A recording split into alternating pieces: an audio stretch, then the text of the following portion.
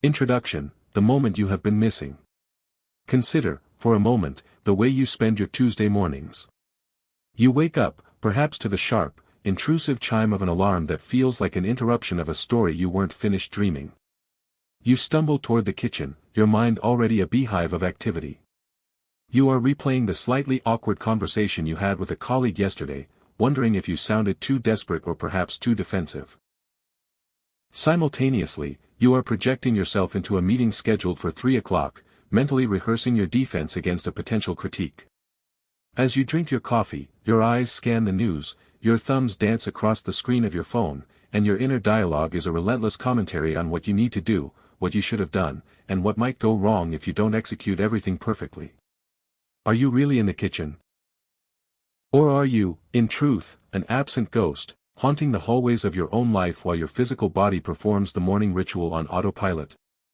There is a profound, almost tragic paradox at the heart of the human experience. We spend the vast majority of our lives waiting for life to actually begin. We are like commuters waiting on a platform for a train that never pulls into the station, convinced that once it does, we will finally be able to sit down and enjoy the journey.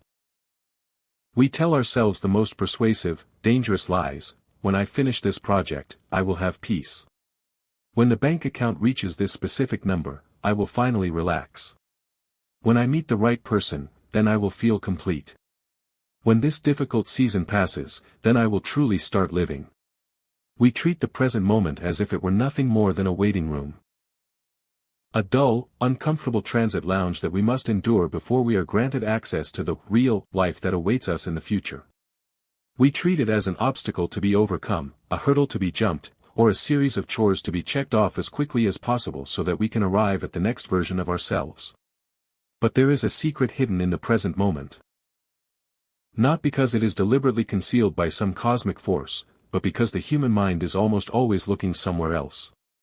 The secret is this: life is only ever experienced now. Every joy you have ever felt, every breath you have ever taken, every decision you have made, and every act of love you have ever shared could only happen in the eternal present.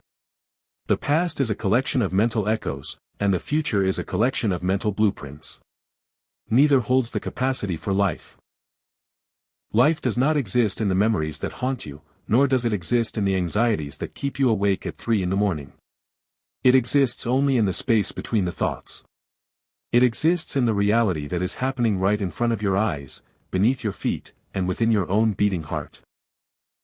In a world defined by constant notifications, the relentless pressure to optimize our productivity, the habit of comparison fueled by social media, and a pervasive sense of urgency, the ability to inhabit the present moment is no longer just a spiritual luxury, it is a necessity for survival. We are suffering from a collective displacement of consciousness. We are physically present in our homes, our offices, and our relationships, but we are psychologically absent, forever drifting into the currents of what if and if only. This audiobook is an invitation to end that displacement. It is not an argument for passivity. This is not a manual on how to abandon your goals, ignore your responsibilities, suppress your emotions, or pretend that the challenges in your life do not exist. To live in the present is not to retreat from the world. It is to engage with it with a clarity that is impossible to achieve when your mind is fractured by regret and fear. When you fully inhabit the present, you do not lose your ability to plan for the future, you simply stop using the future as a crutch for your current insecurity. You do not lose your ambition, you simply stop fueling it with the desperate, burning need for a future reward to validate your worth.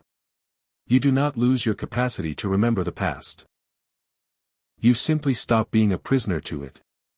Over the course of these 15 chapters, we will embark on a journey of profound transformation. We will dismantle the mechanisms of overthinking, explore why the mind is so obsessed with escaping the now, and learn how to navigate the complexities of human emotion and responsibility without losing our connection to the stillness that lies at the core of our being. We will explore how to live with purpose while releasing the anxiety of the outcome.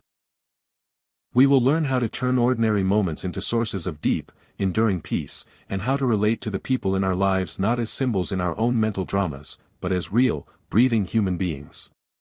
This work is designed for the person who feels the weight of the modern world. It is for the parent who finds themselves physically sitting next to their child, only to be miles away mentally drafting emails. It is for the professional who achieves a long-awaited milestone, only to find that the satisfaction evaporates in seconds, replaced by the immediate, gnawing fear of the next challenge. It is for anyone who has ever felt that life is moving too fast, or that they are somehow missing the point of it all.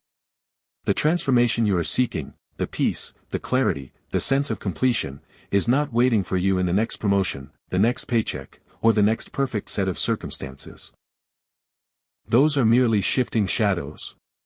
The reality is that the life you have been waiting for is already happening. It has been happening all along, waiting for you to notice it. As we move forward, I invite you to read, or listen, with a sense of gentle curiosity. Do not look for more information to store in your mind, look for the realization that is already present within you. You have spent enough time preparing to live. The time has come to stop preparing and start being.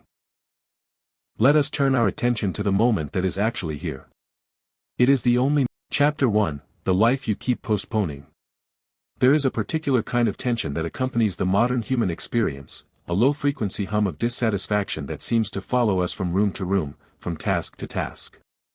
It is the feeling of being on the way. We act as though our current life is merely a rehearsal, a preliminary draft that needs heavy editing before it can be considered valid, successful, or worthy of our full attention. We live in a state of suspended animation, waiting for the when. When the house is finally renovated, then I will be calm. When the children are older, then I will be present. When I finally reach that career milestone, then I will feel the satisfaction I've been craving. We tell ourselves these stories with such conviction that they become the structural framework of our reality. But notice the flaw in this logic: the when is a horizon line. It is an optical illusion. You can walk toward it for 1,000 miles, but it will remain exactly as far away as it was when you started, because the moment you finally reach that milestone, your mind, trained to look ahead, will immediately invent a new when. This constant deferral of life is the primary thief of human joy. We are masters of the not yet. We walk through our days like travelers who are so obsessed with the destination on the ticket that we forget to look out the window at the scenery. And even when we do look out the window, we aren't seeing the trees, the sky, or the movement of the clouds. We are busy calculating how much longer the trip will take, or worrying about whether we packed the right clothes for the city we haven't reached yet.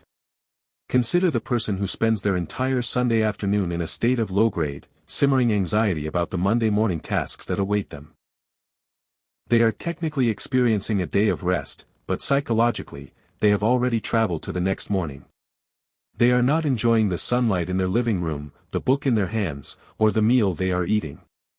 They have essentially thrown away the only time they truly possess, this Sunday, in a futile attempt to pre-suffer the demands of Monday. By the time Monday arrives, they are already exhausted, not from doing the work, but from having mentally lived through it for 12 hours on Sunday. This is the psychological equivalent of trying to eat your dinner tomorrow night so that you don't have to be hungry today. It doesn't work, and it leaves you starving in the present.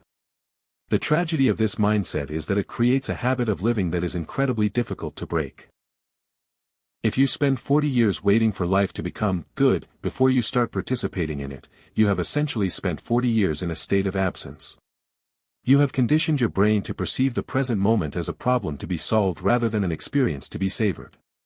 Your neural pathways become experts at scanning for what is wrong or what is missing, completely bypassing the reality of what is here.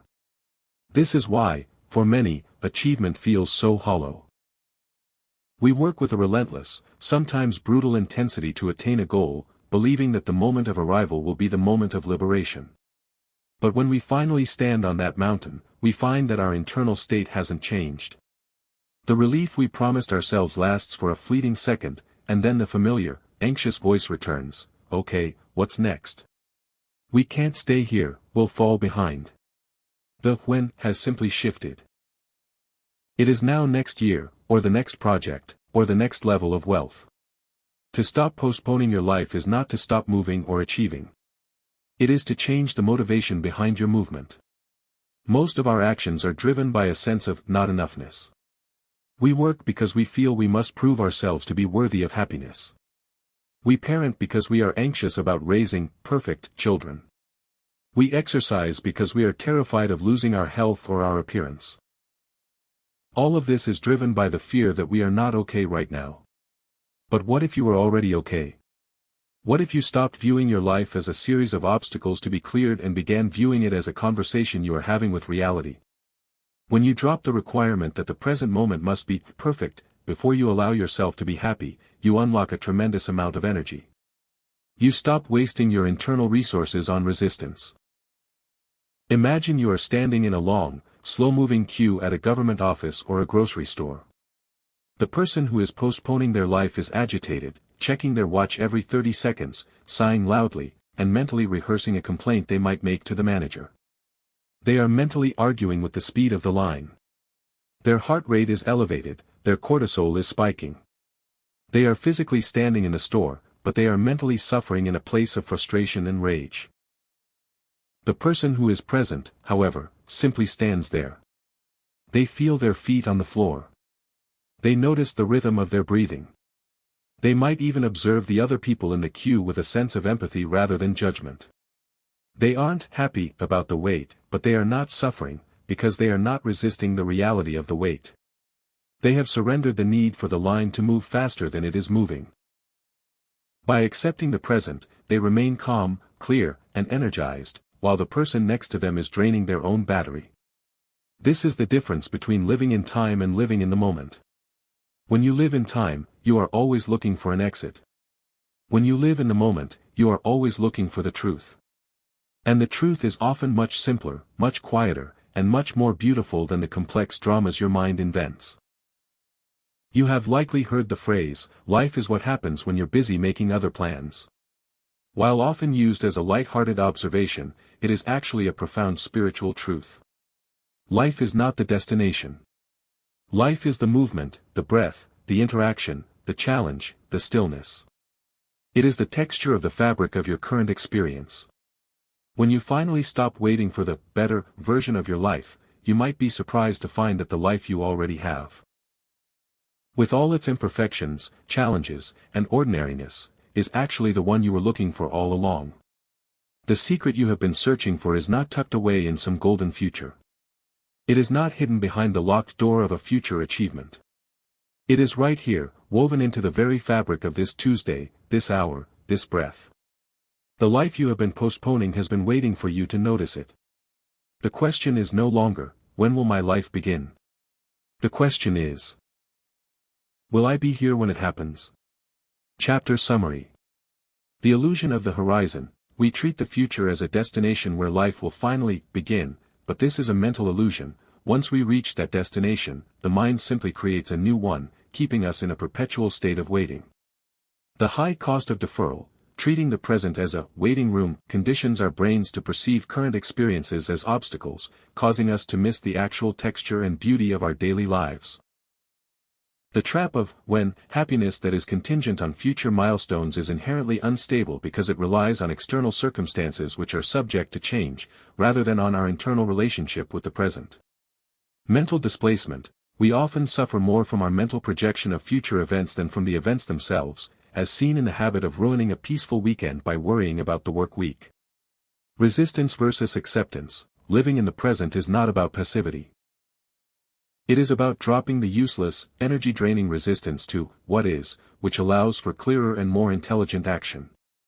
The not enough engine. Much of our modern drive is fueled by a fear-based belief that we are not worthy until we achieve, whereas presence allows us to work from a place of wholeness and intentionality. The shift in perspective. The goal is to stop asking, when will my life begin?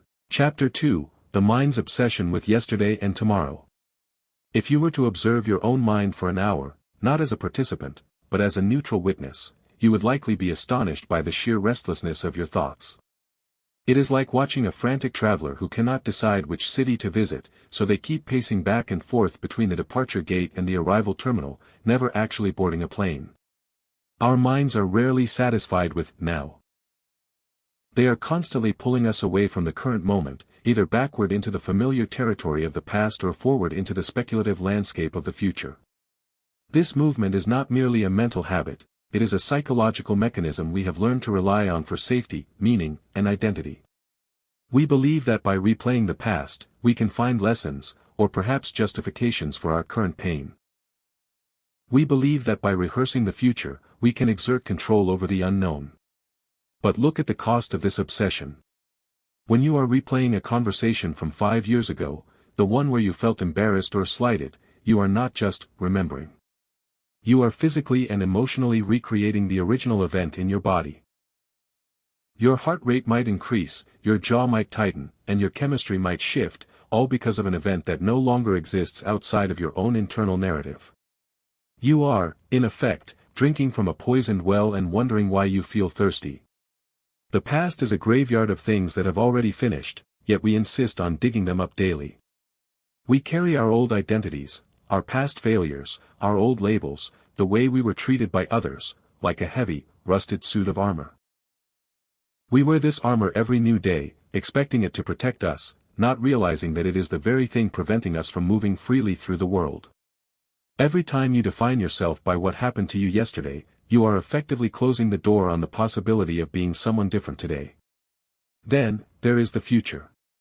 If the past is our anchor, the future is our mirage.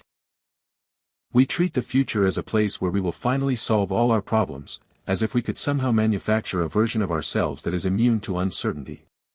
We spend hours, even days, mentally predicting disasters. We create intricate, terrifying, what-if scenarios. What if I lose my job? What if this relationship fails? What if I am not good enough for this opportunity? We mistake this compulsive worry for preparation. We tell ourselves that if we think about the future enough, we will be ready for it. But there is a massive, vital distinction between responsible planning and compulsive worry. Planning is an act of the present moment. You sit down, you look at the reality of your resources, you map out a logical step-by-step process, and then you take action. It is focused, finite, and grounded in the now. Compulsive worry, however, is a frantic, circular process that serves no purpose other than to drain your energy. It is an attempt to mentally control the uncontrollable. It is the ego's way of saying, if I worry about this hard enough, maybe I can prevent it from happening. But as you have likely discovered, worrying about a potential disaster does not prevent it, it only ensures that you suffer twice, once in your imagination, and perhaps again if the event actually occurs. The mind loves this movement because it provides a false sense of security.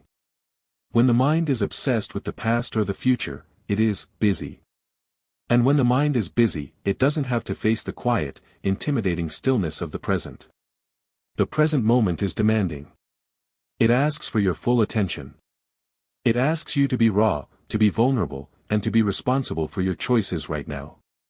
The past and the future are much more comfortable because they are imaginary. You can edit them. You can rearrange them.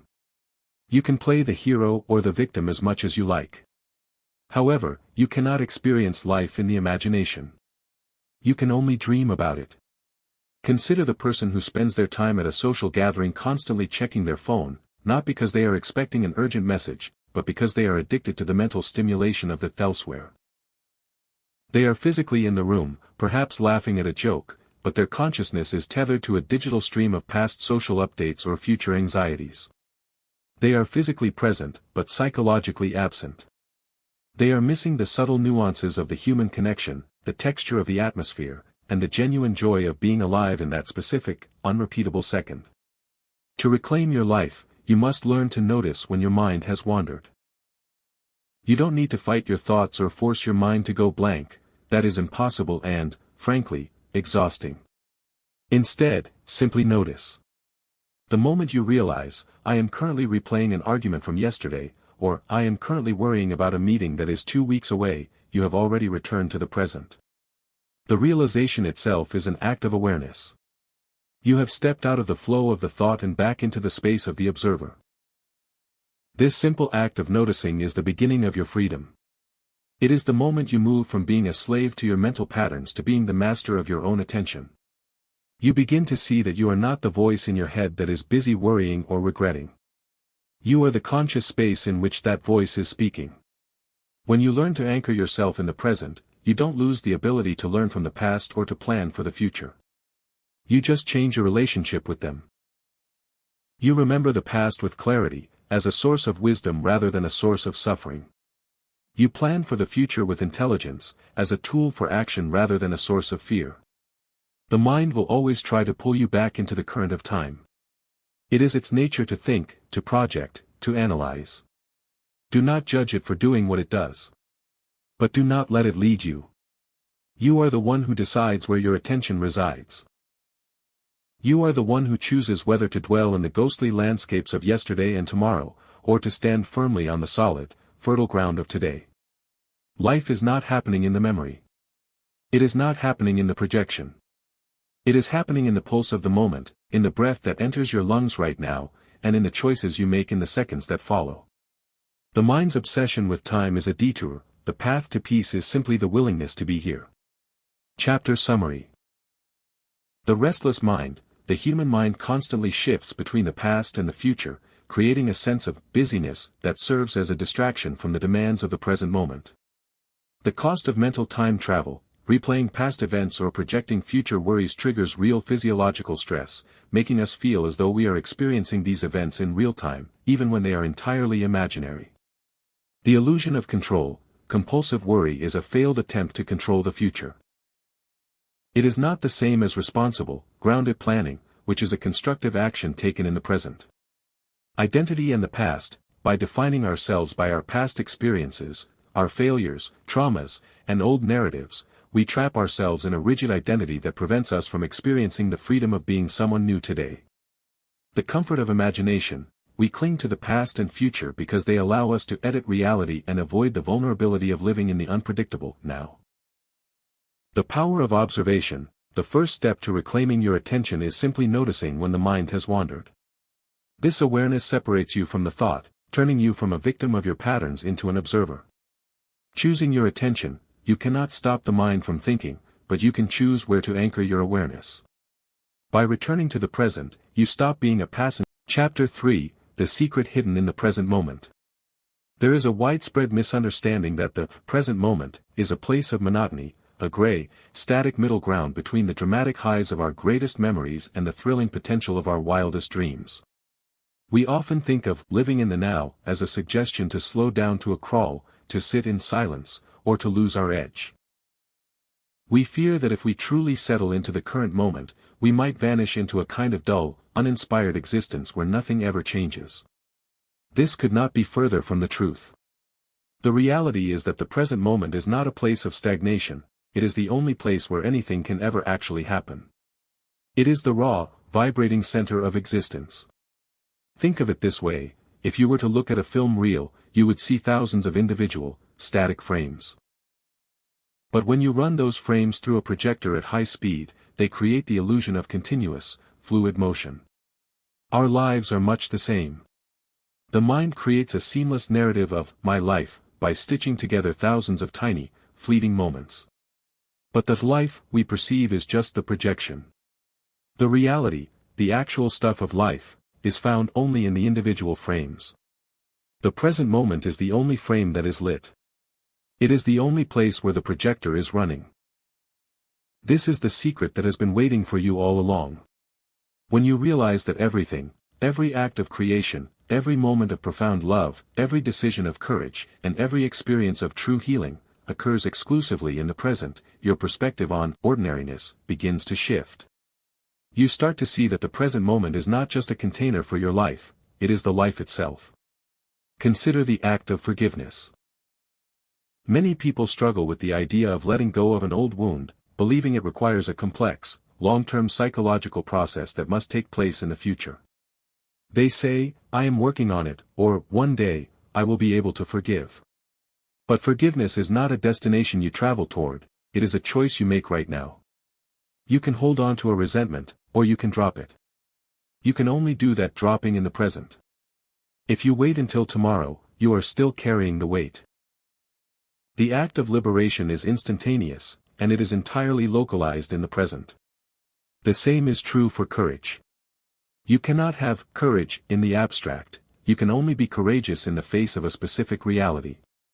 You are standing in the present, your heart is beating, and you choose to take one step forward, or to speak your truth, or to walk away from a situation that no longer serves you. That choice is a point of intersection between your internal consciousness and the external world. That intersection point is the present. This is why the present moment is the most potent territory you will ever occupy. It is the only place where you have true leverage. When you are lost in the past, you are trying to change what has already been written, a futile effort that leaves you feeling powerless. When you are lost in the future, you are trying to write a script for a play that hasn't started yet, an exhausting effort that leaves you feeling anxious. But when you inhabit the present, you are standing at the pen. You are actively writing the story. Many people find the present moment ordinary, because they are looking at it through the filter of their expectations. We want the present to be exciting, or profound, or validating. When it is just a mundane Tuesday afternoon, or a quiet walk, or a simple meal, the mind dismisses it. It thinks, this isn't it. This isn't the real part of my life. I'm just waiting for something more. But look closer. What is actually happening in this ordinary moment? Your body is functioning, billions of cells are coordinating to keep you alive without a single conscious effort on your part. The world is moving around you, the light is shifting, the air is circulating, the environment is unfolding with a complexity that the smartest human minds still struggle to fully comprehend. You are participating in a miracle of existence, and you are doing so from a vantage point of conscious awareness. That is not ordinary. That is extraordinary. The reason it feels ordinary is that we have become desensitized by the sheer, constant availability of it. We take our existence for granted because we are too busy looking at the background noise of our thoughts to see the stage we are standing on. When you begin to treat the present as a sacred space, not because it is inherently holy, but because it is the only place where reality resides, your ability to interact with the world changes. You stop being a spectator of your life and become a participant. Imagine a master craftsman working on a piece of wood. They are not thinking about the final product that will be finished in a week. They are not thinking about the mistakes they made on the last project. They are focused entirely on the grain of the wood under their hands, the angle of the blade, and the pressure of their grip in this exact, current second. Because they are fully present, their action is precise, graceful, and effective. They are not wasting energy on mental drama. They are in a state of flow. We can bring that same quality of presence to every aspect of our lives. When you listen to someone you love, be all there. Do not listen while your mind critiques their story or prepares your response. Just listen. When you eat, taste the food. When you walk, feel the ground. When you work, be fully engaged in the task. When you face a problem, do not panic, observe the problem, assess the facts, and take the most intelligent action possible. By grounding yourself in the present, you strip away the layers of unnecessary mental suffering that we usually add to our experiences. We often say, this situation is difficult. But usually, the situation itself is just a set of circumstances. The difficulty, the torture of it, comes from our mental resistance to those circumstances. We fight the reality of what is, and that fight is what drains us. When you stop the fight, you are left with the reality. And reality, while sometimes challenging, is manageable. It is always manageable because it is happening one piece at a time, and you only ever have to deal with the piece that is right in front of you. The secret hidden in the present moment is that you are enough, right here, right now. You do not need to be any different, to possess anything else, or to achieve anything more in order to earn the right to be fully alive. The life you are searching for is not behind you or ahead of you. It is the very foundation upon which you are standing. Once you stop looking away, you will realize that you have never been missing anything at all. You were just looking in the wrong direction. Chapter Summary. The misconception of monotony. The present is often mistakenly viewed as a dull waiting room, but it is actually the only place where true power, creativity, and action exist. The projection versus the reality. Life is not the seamless narrative we tell ourselves, it is a series of discrete, individual moments. Living, in the now, is the act of engaging with the current frame of that movie. The point of intersection, the present is the only point where your consciousness intersects with reality. This is the only place you can make a choice, take a risk, or practice forgiveness. The power of agency. When you stop obsessing over the unchangeable past or the unpredictable future, you reclaim your power to act. The present is where the pen meets the paper of your life. Desensitization to the miracle. We miss the extraordinary nature of the present because we are desensitized to it.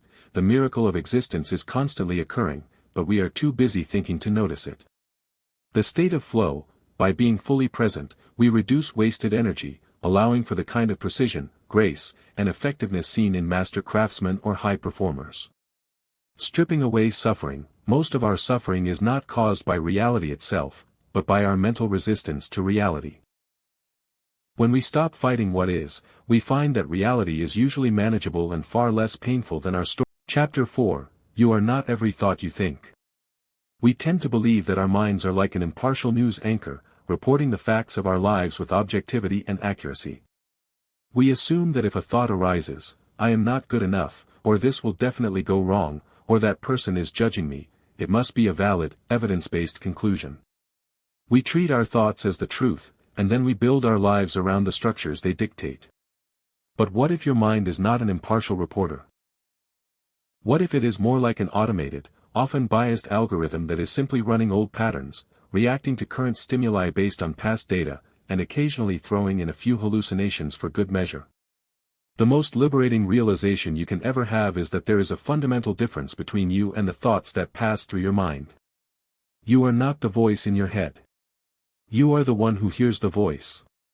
Think about how many thoughts you have in a single day. You have thousands. Most of them are repetitive, circular, and entirely involuntary.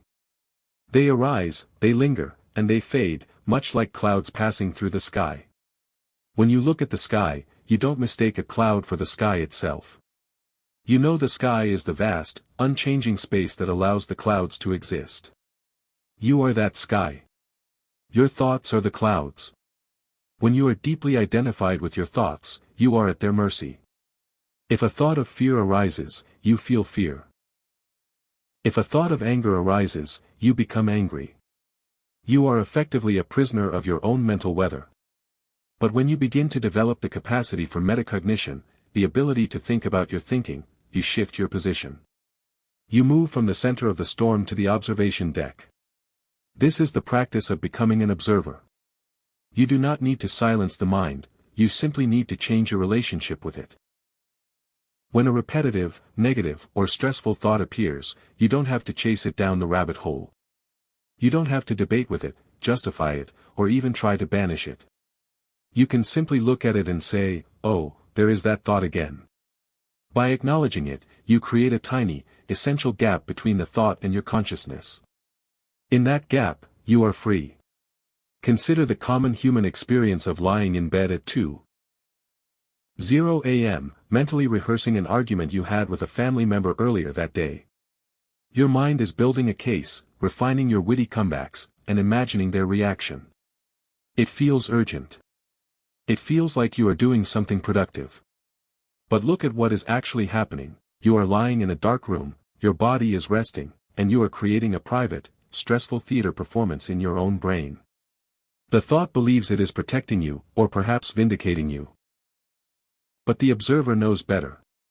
The observer realizes that this is just a mental pattern, a loop of electrical signals triggered by old habits of reactivity. When you identify as the observer, you can simply choose to let the loop drop. You can return your attention to your breathing, to the physical sensation of the sheets against your skin, or to the silence of the room. By disengaging from the thought, you drain it of its power over your nervous system. This does not mean you are becoming unthinking or unintelligent. In fact, true clarity requires a mind that is not cluttered with the noise of automatic thought patterns. When you stop believing every thought that pops into your head, you gain the ability to choose your responses. You are no longer a reactive machine, triggered by every stray impulse that crosses your brain's architecture. You become a deliberate participant in your own life. Modern neuroscience confirms what the ancient sages understood: we have the ability to shape our own neural pathways through the direction of our attention. Every time you consciously choose to detach from an unhelpful, habitual thought, you are essentially pruning that mental path. You are weakening the synaptic connection that leads to that automatic, destructive response. And every time you choose to anchor your attention in the present, you are strengthening the neural network that supports awareness, resilience, and inner stillness. This is not a process that happens overnight. Your mind has likely been practicing these patterns for decades. It is the path of least resistance.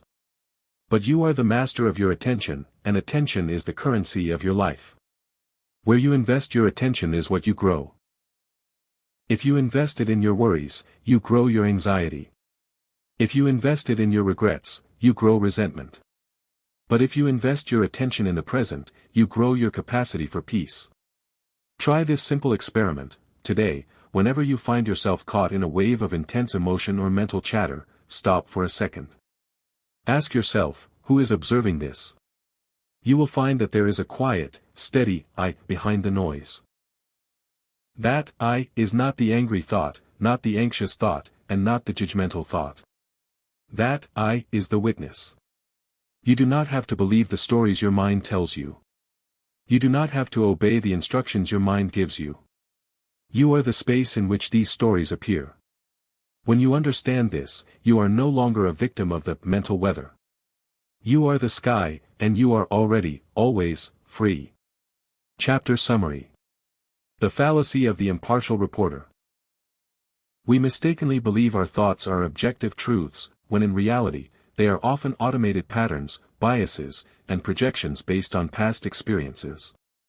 The observer versus the thinker. You are not your thoughts, you are the consciousness that perceives them.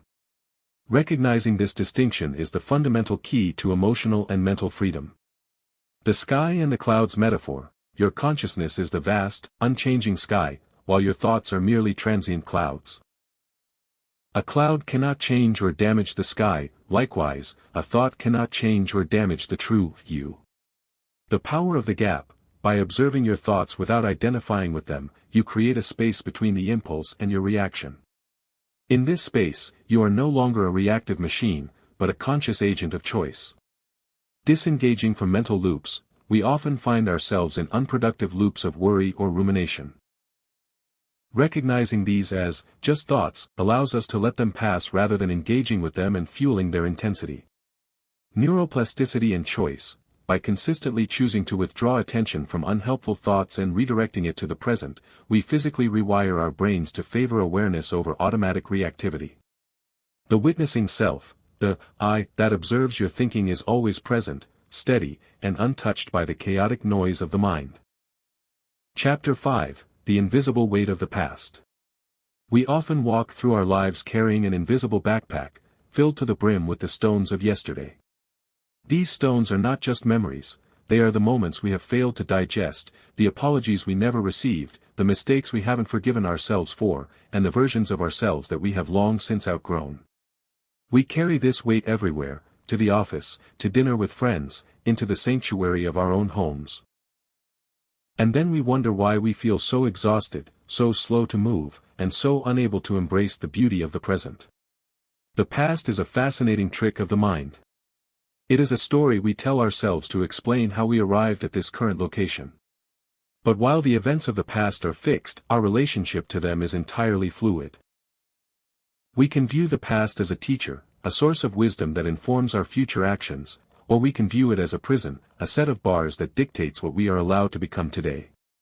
Most of us, unfortunately, treat the past as a courtroom. We are the judge, the jury, and the defendant, all at once.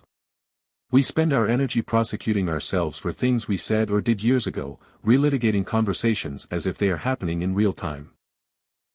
We hold on to resentment toward others as if by staying angry, we are somehow ensuring that justice is served. But the only person suffering from the weight of that anger is you. The past you are clinging to no longer exists, the people you are angry at have moved on, and the versions of yourselves that committed those sins have been replaced by new selves, new experiences, and new perspectives. When we refuse to let go, we are essentially trying to make the past present. We are trying to force yesterday to live today. This is why we often find ourselves repeating the same patterns. If you are operating from a foundation of old guilt, you will continue to make choices that reinforce that guilt. If you are operating from a core belief that you were not enough in your childhood, you will subconsciously seek out environments where you feel diminished. We keep inviting the past into the room, and then we are surprised when our lives feel like a sequel to a movie we didn't particularly enjoy the first time. The distinction between learning from the past and living in the past is vital. Learning from the past is an act of clarity. You look back, you acknowledge the lesson, I see that this way of communicating wasn't effective, and then you apply that wisdom to the present. You let the event go, and you keep the lesson. But living in the past is an act of attachment. You look back, you attach your identity to the event, and you use it as an excuse for your current limitations. Think of a tree in autumn. It does not argue with the falling leaves. It does not try to glue them back onto its branches, mourning the loss of the summer warmth. It accepts that the season has changed, and it directs all its energy into its roots, preparing for the next cycle of growth. If the tree spent its energy clinging to the leaves of last year, it would never have the strength to produce the blossoms of the coming spring. We, too, have seasons. There are parts of your life that were meant to be temporary: jobs, relationships, versions of yourself, certain emotional states. When we cling to them, we inhibit our own capacity to grow. We become brittle. We become reactive. We lose the ability to adapt, which is the most essential trait of a living, thriving human being. Consider the person who holds on to an old identity, perhaps one that was formed during a difficult period of their life. Maybe they saw themselves as the victim or the one who always fails. Even when their circumstances change, even when they have the opportunity to succeed, they sabotage themselves because that success doesn't fit into the story of who they think they are. They are so loyal to their past that they are willing to sacrifice their future. To release the weight of the past, you must first acknowledge that it is, in fact, a story. It is a narrative you have constructed. And like any story, you have the power to edit it. You don't have to change what happened, you only have to change the meaning you have assigned to it.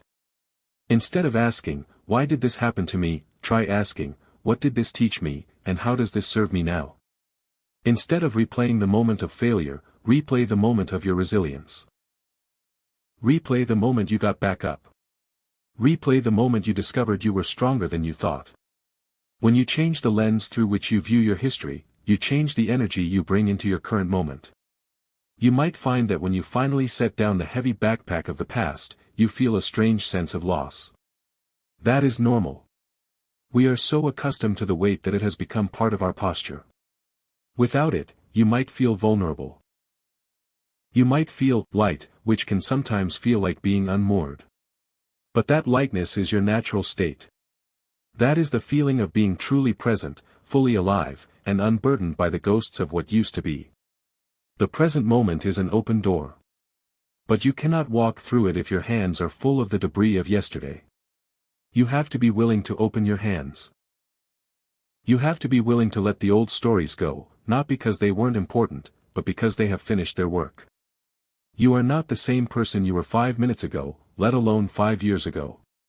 You are a process, a stream of consciousness, a living, evolving reality. Honor the past by learning from it, but give yourself the gift of being brand new today. The future doesn't care about your past unless you keep dragging it into every new encounter. Start fresh. The moment is here, and it is unwritten. Chapter Summary. The invisible weight: we carry the stones of yesterday, past regrets, wounds, and old identities, as if they were essential cargo, but they only serve to exhaust us and limit our mobility in the present.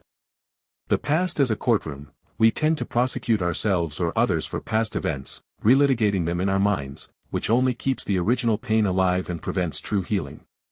The difference between learning and living. Wisdom comes from extracting the lesson from the past and letting the event go. Living in the past happens when we attach our identity to our history, essentially making the past our present. The seasonality of life: like a tree letting go of its leaves in autumn, we must be willing to release parts of our history that are no longer serving our current growth. Clinging prevents the next spring from arriving. Rewriting the narrative. We cannot change the facts of our history, but we can change the meaning we assign to them. By shifting from a narrative of victimhood to one of resilience, we change our current experience. The courage of lightness: letting go of the past can feel uncomfortable or vulnerable because we are so used to carrying the weight. This lightness is actually your natural, unburdened state. The open door. The present is an open door for transformation, but you can only walk through it if your hand. Chapter 6, Why the Future Steals Your Peace. We are the only creatures on this planet who seem capable of suffering for things that have not yet happened. While a deer in the forest may react to the immediate, physical threat of a predator, it does not spend its afternoons worrying that a storm might occur next Tuesday, nor does it lose sleep wondering if the grass will be as green in the coming season. It lives in the rhythm of the present. We, conversely, have developed the remarkable, and often destructive, capacity for anticipatory anxiety. We treat the future as a dark room we must illuminate with our worry.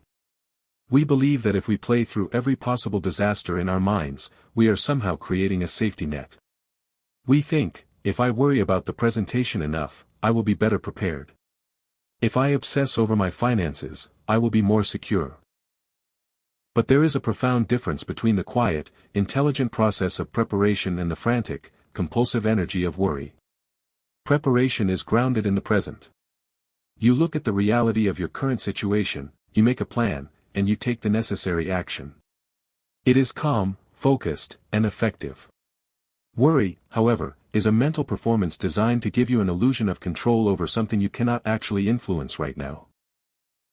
It is the ego's way of saying, if I suffer now, maybe I can avoid suffering later. But the reality is that the future you are worrying about is entirely imaginary. It is a projection based on your current fears, memories, and biases. When you worry, you are essentially gambling with your peace.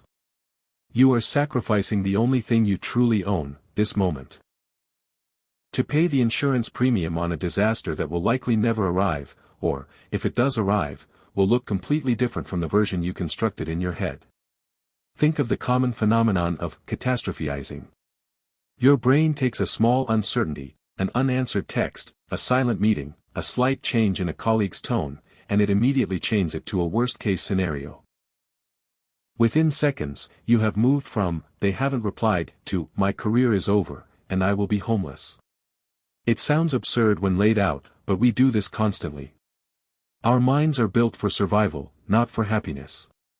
They are hardwired to scan for threats, and in the absence of real, immediate threats, they go hunting for imaginary ones in the future. This is the great thief of our modern peace. We ruin perfectly good days because our minds are busy running emergency board meetings about problems that do not exist. We look at a sunset and think about the deadline that is 3 days away. We hold a child's hand and think about the cost of their college education 10 years from now. We are physically here, but mentally, we are living in a hypothetical future that is almost always colder, scarier, and more chaotic than the present reality. There is a timeless wisdom that speaks directly to this struggle: do not worry about tomorrow, for tomorrow will worry about itself.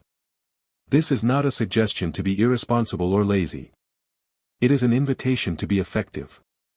When you stop leaking your energy into the future, you have all of that energy available to you right now. You become more capable of solving the problems that actually are in front of you. When you are fully present, you are responsive. When you are trapped in worry, you are reactive. Consider the difference. When a challenge arises, the person who lives in the present assesses the situation, stays calm, and finds a solution. The person who lives in the future panics, loses their footing, and allows their imagination to amplify the challenge into an insurmountable wall. The challenge remains the same size, the difference is in the state of mind with which it is met. We often feel that if we aren't worried, we don't care. We equate anxiety with responsibility. We think, if I'm not stressing out about this, it means I'm not taking it seriously. This is a dangerous lie. Anxiety is not a measure of how much you care, it is a measure of how much you are trying to control. It is a sign that you are fighting reality rather than working with it. The future is defined by its uncertainty, and that is a source of immense beauty. If we knew exactly how every day would unfold, life would be a static, predictable, and ultimately meaningless script. Uncertainty is the space in which possibility, discovery, and growth exist. When you learn to trust life, not in a passive, whatever happens, happens, way, but in the active, I have the inner resources to handle whatever unfolds, way, the future loses its power to terrify you. You don't have to be a master of the future. You only have to be a master of your own attention in the present. The next time you find yourself spiraling into what-if scenarios, pause. Breathe. Feel your body. Ask yourself, is there anything I can do this exact second to solve the problem I am worried about? If there is, do it. If there isn't, accept that you are currently in a moment of rest, and return your awareness to your surroundings. You are never actually living in the future. You are always living in the present. Even when you are worrying about next year, you are worrying now. You are physically experiencing the stress now. You are wasting the life you have now. You are allowed to let go of the need to predict, manage, and fix the future in your mind. The sun will rise tomorrow, and when it does, it will be today once again. And in that moment, you will have all the strength, clarity, and guidance you need to handle whatever it brings. You do not need to carry the weight of tomorrow's challenges today. They are not yours to carry yet. Chapter Summary. The biological trap: we are wired to scan for threats, but in a safe environment, our brains hunt for imaginary threats in the future, leading to chronic anticipatory anxiety. Preparation versus worry. Preparation is a grounded, present-moment activity based on facts. Worry is an ego-driven, circular process based on the illusion that we can control the future by suffering over it. The cost of pre-suffering: worrying about a potential disaster does not prevent it, it only ensures that you experience the stress of the event in your mind before it ever happens. The emergency board meeting: we often interrupt our own peace with hypothetical scenarios that are usually much worse than reality. Awareness allows us to identify these loops and break them. Anxiety is not responsibility: we often cling to worry because we fear that if we stop, we will stop caring. But true responsibility comes from a clear, calm mind, not a panicked one. Uncertainty as opportunity: the future's uncertainty is not just a source of fear, it is the space where new. Chapter 7, The Art of Accepting What Already Is. We often treat acceptance as a synonym for defeat. We believe that to accept a difficult reality, a failing relationship, a stalled career, a diagnosis, or a simple, frustrating delay, is to give up, to roll over, and to admit that we have lost the battle. We think that if we accept what is, we are somehow endorsing it, suggesting that it is perfectly fine and that we are happy to live with it forever. This is perhaps the greatest barrier to inner peace. We confuse acceptance with approval, and resignation with surrender. But in the context of consciousness, acceptance is not a passive surrender to misery. It is the most intelligent, active, and powerful stance a person can take. Acceptance is simply the refusal to argue with reality. Think about the sheer amount of energy we waste on a daily basis by mentally shouting at the world for being exactly as it is. We are stuck in traffic, and we are internally screaming at the cars in front of us. We are facing a difficult conversation, and we are internally wishing the other person would behave differently, or that we were anywhere else. We are experiencing a physical ailment, and we are spending our days mentally fighting the fact that we are in pain. When you fight reality, reality always wins. You cannot change a moment that is already happening. You can only change how you relate to it. When you mentally resist what is, you create a layer of secondary suffering, the suffering of being upset about being upset. The primary pain is the situation itself, the secondary suffering is your resistance to it. And almost always, the secondary suffering is significantly more painful than the primary event. Consider the metaphor of a river. If you are swimming in a strong current, trying to swim upstream is an exhausting, futile, and often dangerous endeavor. You spend all your strength fighting the flow of the water, and you inevitably end up drowning or drifting further away. Acceptance is not saying, I want to be in this dangerous current. Acceptance is saying, I am in this current. Once you acknowledge the reality of the flow, you can then stop fighting, turn your body, and swim toward the bank. You use the energy of the river to reach safety. Acceptance is the prerequisite for all intelligent action. When you are caught in the grip of denial or resistance, your mind is clouded by frustration, anger, or fear. You cannot see the situation clearly because you are viewing it through the lens of how you want it to be. You are essentially trying to solve a problem in a world that exists only in your head, while ignoring the one that is happening in front of you.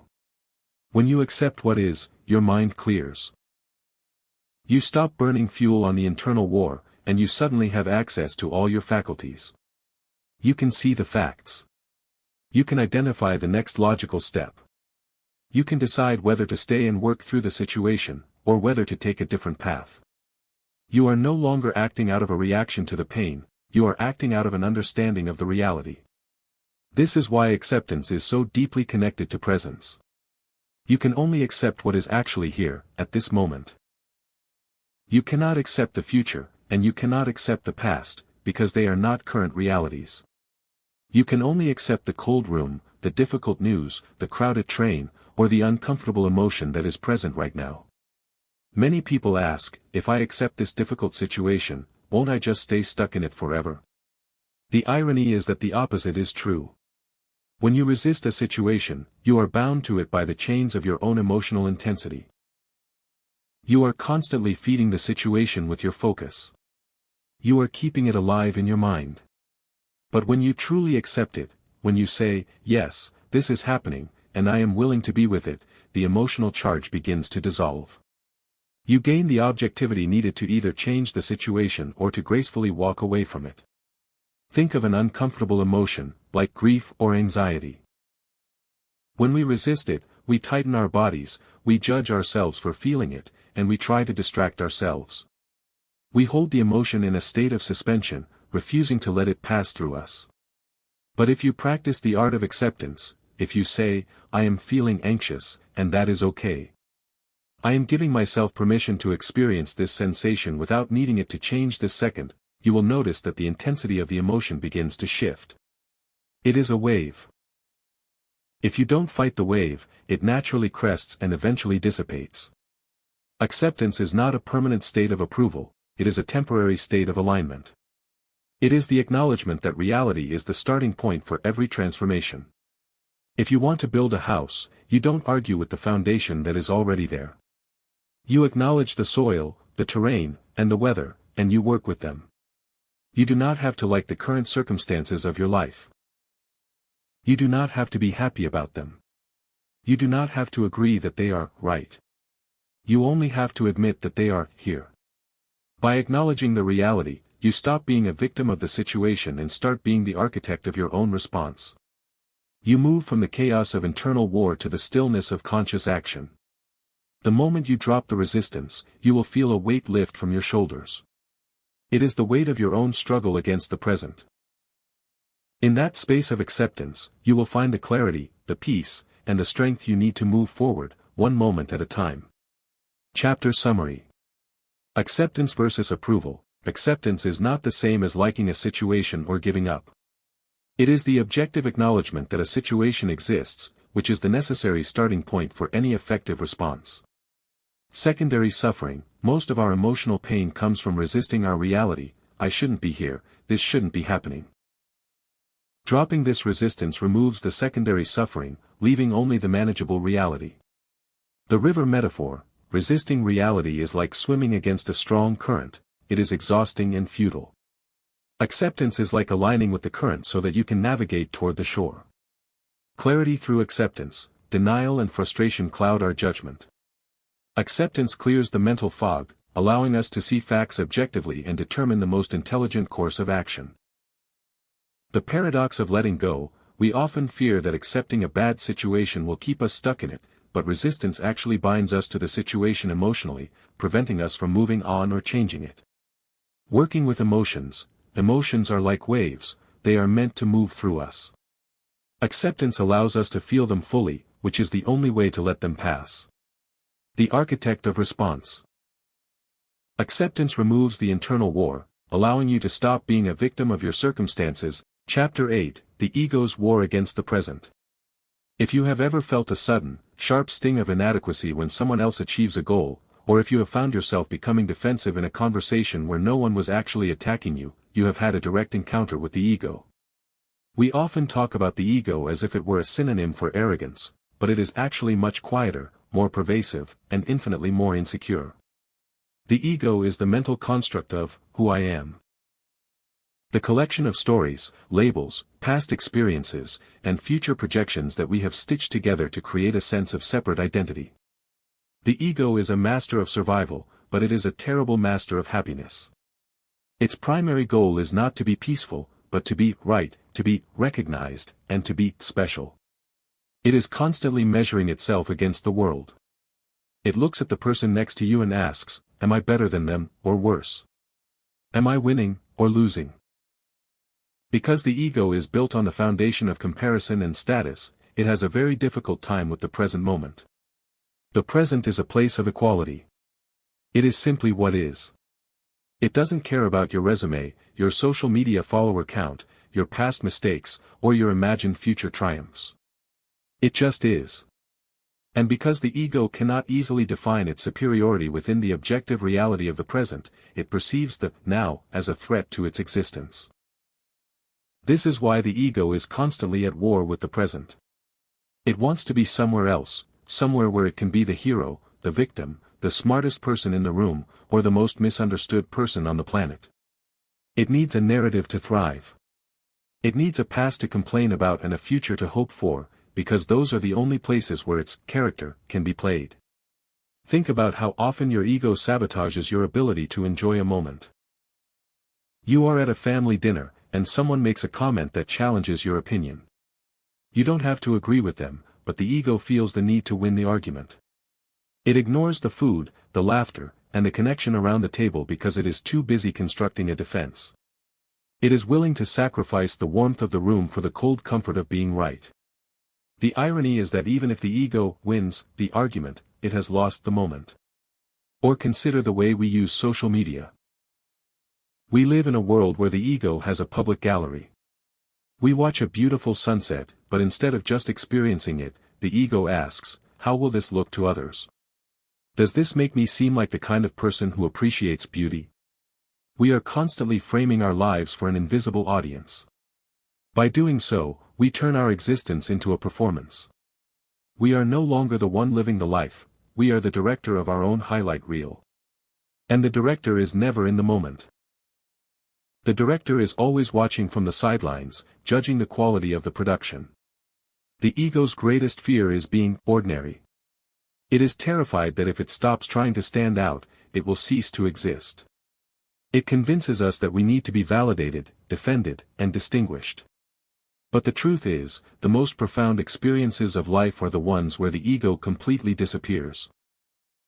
Think of a moment where you were truly moved by music, or lost in the flow of a creative task, or deeply connected to another person. In those seconds, there was no I measuring the experience. There was no I worrying about its image. There was only the experience. When you lose your self-consciousness, you find your life. The ego also relies heavily on status. We define ourselves by what we own, what we do, and who we know. But these are external layers. If you lose your job, does your value as a human being vanish? If you lose your possessions, are you suddenly less than? The ego says yes, which is why it spends so much energy clinging to external props. But the observer, the consciousness beneath the ego, knows that your value is inherent. You do not need to prove your worth, because your worth is not a performance. It is a fact of your existence. So, how do we handle the ego without getting into a war with the ego? After all, fighting the ego is just another ego-driven activity. If you think, I am going to be the most enlightened, egoless person in the world, you have simply traded a small ego for a spiritual one. The strategy is not to kill the ego, it is to notice it. Treat the ego like a noisy, slightly dramatic child that has been given the microphone. You don't have to listen to every word it says. When you feel the need to be defensive, notice it. When you feel the urge to brag, or the sting of comparison, or the need to control the outcome, simply pause and recognize the pattern. Say to yourself, that is the ego trying to secure its status. By naming it, you strip it of its power. You don't have to act on its instructions. You can choose to be kind instead of being right. You can choose to be curious instead of being defensive. You can choose to be present instead of being special. The ego will always exist. It is part of the human interface. But it doesn't have to be the pilot. When you move the ego from the pilot's seat to the passenger seat, the journey becomes infinitely more enjoyable.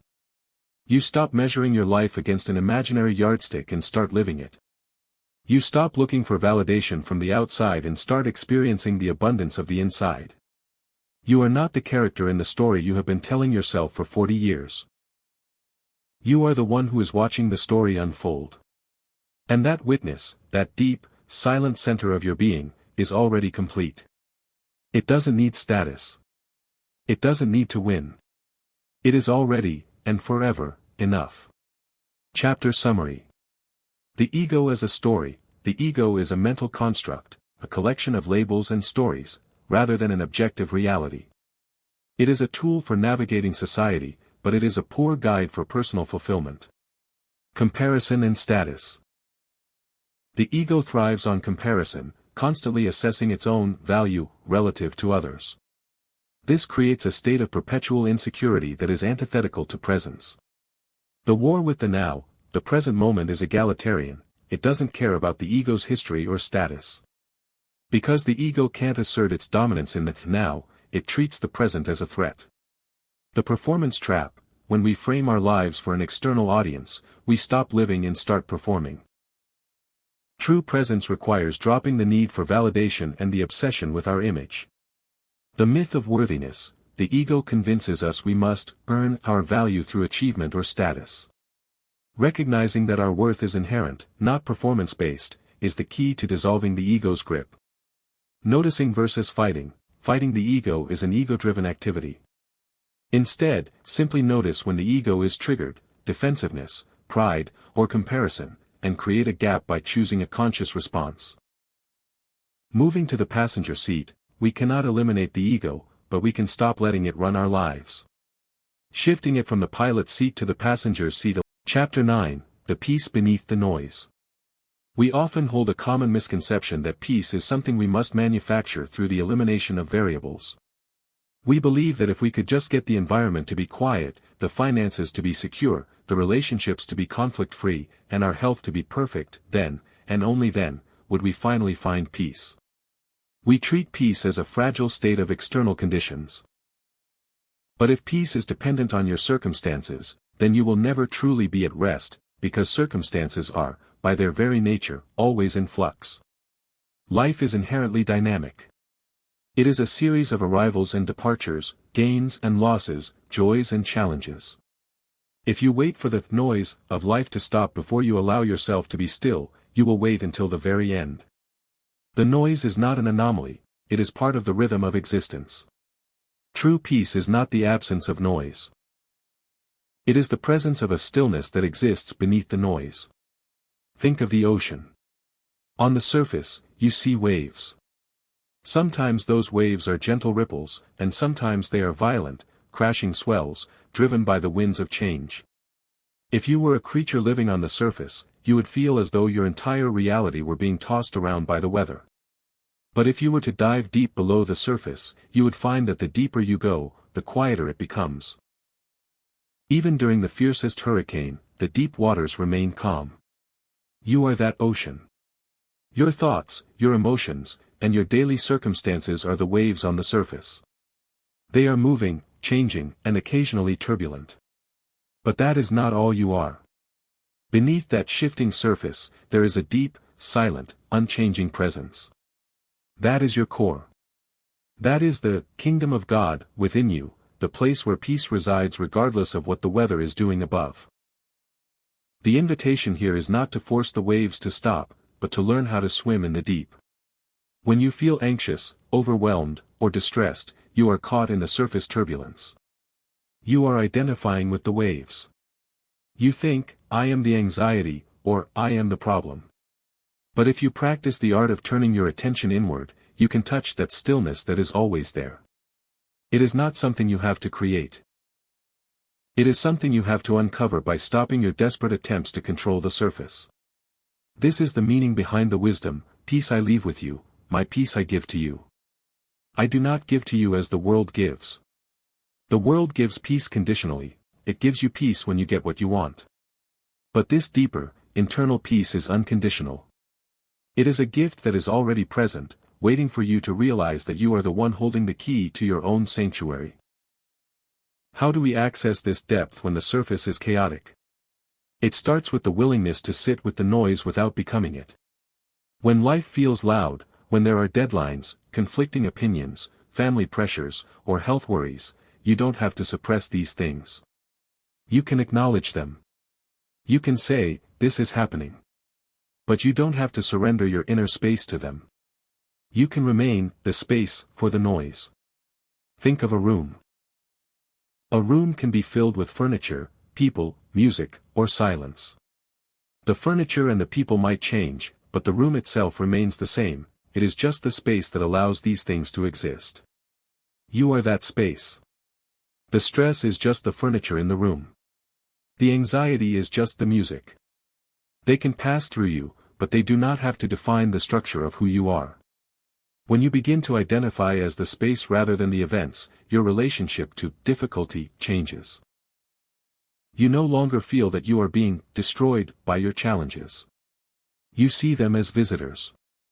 They arrive, they stay for a while, and they eventually leave. But you remain. This realization is the key to resilience. People who possess deep inner peace are not those who live in a perfect, problem-free world. They are those who have learned that their inner anchor is immovable. Even in the midst of a crisis, they can find a moment of stillness, a breath, a pause, a shift in perspective. That reconnects them to their core. You can practice this in small ways. When you are waiting in a line, instead of reaching for your phone to distract yourself from the nothingness of the moment, just breathe. Feel the weight of your feet on the ground. Listen to the sounds around you without labeling them as good or bad. Just exist. In that moment of choosing not to be distracted, you are dipping into the deep water. You are reminding yourself that you don't need a specific set of circumstances to be at peace. You are the peace you are looking for. This practice is not an escape from reality. It is the most realistic way to live. When you are anchored in this inner stillness, you are much more effective at navigating the surface world. You make better decisions, you communicate with more clarity, and you respond with more compassion. You stop taking everything so personally, because you realize that the external drama is just that, a drama. You are the audience, the actor, and the stage itself. The peace you crave is not a reward for a life well managed. It is the foundation of a life well lived. It is waiting for you right now, beneath the thoughts of the day, beneath the worries of the future, and beneath the echoes of the past.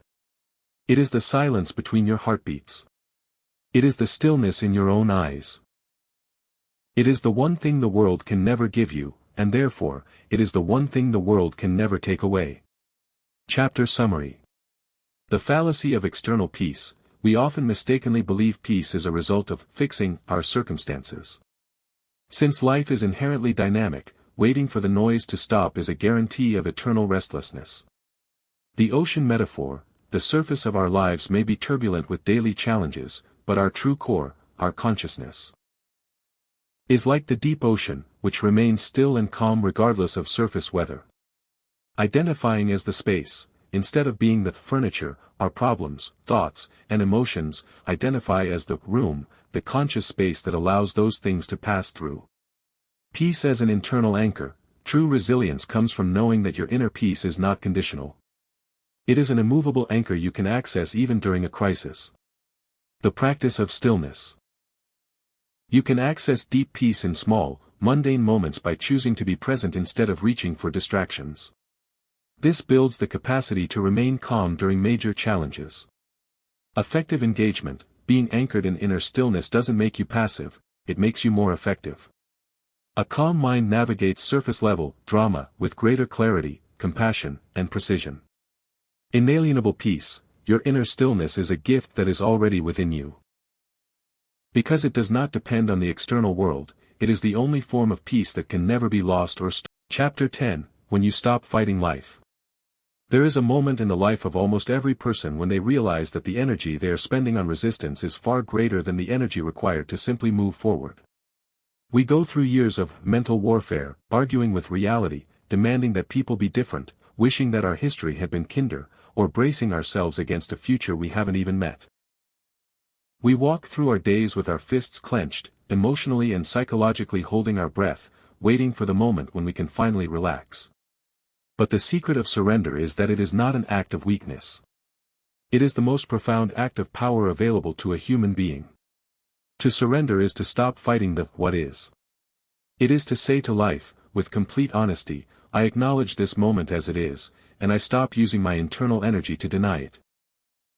Surrender is the end of the internal civil war. When you stop fighting life, you are not saying that you like the current circumstances or that you will accept injustice. You are simply removing the internal friction that prevents you from seeing clearly and acting effectively. Think of how often you have been in a situation, a difficult conversation, a mistake at work, a personal conflict, where you spent 90% of your energy being angry that the situation was happening, and only 10% of your energy actually solving the problem. You were so busy being outraged by the reality that you became paralyzed by your own reaction to it. This is the hallmark of the unawakened life. We lose ourselves in our reactions, and in doing so, we lose our ability to respond. When you surrender, you drop the shield. You stop trying to prove that you were right, that you were wronged, or that things should have been different. In that moment of surrender, the energy you were previously using to maintain your internal defense system is suddenly released. You are no longer divided against yourself. You are whole, you are alert, and you are present. Many people fear that surrender leads to passivity. They think, if I stop fighting, I'll just let life walk all over me. But look at the evidence. Does your fighting actually make the situation better? Does your anger at the traffic make the cars move faster? Does your resentment toward a difficult colleague change their behavior? Fighting reality is a guarantee of suffering, but it is rarely a guarantee of a better outcome. Surrender actually makes you more formidable, not less. When you are not caught in the storm of your own reaction, you can see the landscape of the situation with clinical, surgical precision. You can see the leverage points. You can see the choices that were hidden from you while you were busy being a victim of your circumstances. You move from a reactive, emotional state to a state of conscious action. Consider the metaphor of a martial artist. A master does not meet force with force. When someone pushes, the master doesn't push back, they move with the energy, redirecting it. They are in a state of total surrender to the moment, yet they are the most powerful person in the room. They don't fight the push, they use the momentum of the push to resolve the conflict. We can apply this same principle to our lives. When a challenge pushes against you, don't push back with your ego. Surrender to the challenge by accepting its presence, and then use the energy of that situation to find your way through it. There is a deep, underlying trust required for this. You have to trust that you are capable of handling the reality once you stop fighting it. You have to trust that the present moment, even when it is uncomfortable, is the only place where your strength can actually be accessed. We often think that peace is something we will earn after we have fixed our lives. But you cannot fix your life from a place of conflict. You must first make peace with the raw materials of your current reality. If you are struggling with a health issue, the struggle is easier when you aren't fighting the fact that you are currently unwell. If you are struggling with a financial shortfall, the solutions appear faster when you aren't fighting the fact that your bank account is currently low. The fighting is the tax you pay on your own sanity. When you stop the war, you will notice a profound silence inside you. It is the silence of someone who has finally put down a heavy, useless piece of luggage. You might look at your life and realize that many of the things you were fighting were not enemies at all. They were just circumstances. Some were teachers, some were trials, and some were simply the shifting tides of the day. By labeling them as enemies, you gave them a power over you that they never truly possessed. Surrender is a practice. You don't do it once and finish. You do it every time you feel the tension rise. You do it when your expectations collide with reality. You do it when life turns left while you were planning to go right. You stop, you breathe, and you surrender the need for the moment to be different. You say, this is what is. And because this is what is, I will work with this. You will find that when you stop fighting life, life stops feeling like a battle. It starts to feel like a flow.